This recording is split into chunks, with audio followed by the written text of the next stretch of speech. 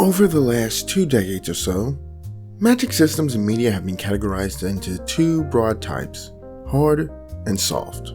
From what I can gather from my research, we can thank Brandon Sanderson for popularizing these terms and breaking down their distinctions. This framework has proven invaluable for both creators and critics. Hard magic is defined by its clear, explicit rules and limitations, operating almost like a science. Soft magic, on the other hand, embraces the mysterious and unknowable, often defying explanation and creating a sense of wonder. I've seen many treat this as a binary, despite the fact Sanderson himself acknowledges there being things in between. I myself am guilty of this. I think part of the problem is that hard and soft magic have clear definitions, but not everything in the middle. So, with that in mind, I've created a diagnostic tool I call the Theory of Magic Dynamics. The Theory of Magic Dynamics is a conceptual framework that explores the diverse range and interplay of magic systems and fiction.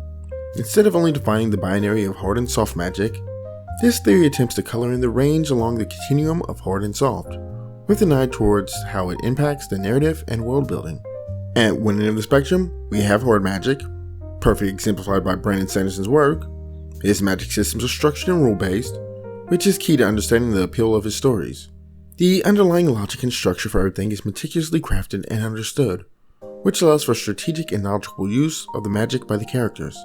On the opposite end, we find George R.R. Martin's A Song of Ice and Fire, where magic is enigmatic and unpredictable, eluding both characters and readers. Martin has even made clear he never intends to explain things. You might expect me to mention Tolkien's Lord of the Rings here, classifying it as soft magic, but I'd argue it belongs to a category I call mystical magic systems. Despite the lack of explicit explanation, there are consistent principles and internal logic governing Middle-earth's magic. For example, the Rings of Power grant specific abilities in line with their maker's intentions and their bearer's nature. This consistency hints at underlying rules, even if they aren't fully revealed. Moving along the spectrum, let's look at Star Wars. The Force presents an interesting blend of hard and soft elements. There are clearly defined abilities, rigorous training, and consistent use in combat, and just in general. Yet aspects like the exact nature of the Force or Force visions remain mysterious, contributing to its spiritual and mystical qualities. This places the Force in the middle of the spectrum, what I call a guided magic system. Now, let's talk about a system that leans more towards hard magic but isn't quite there. The magic in Harry Potter. There's structured education, specific spells with consistent effects, and a systematic approach to magical creatures and potions. However, mysteries like the Room of Requirement introduce an element of the unknown. This structured yet expansive nature situates Harry Potter's magic closer to hard, but with room for wonder. I've delved deep into these classifications and considered their strengths, weaknesses, and ideal applications in storytelling.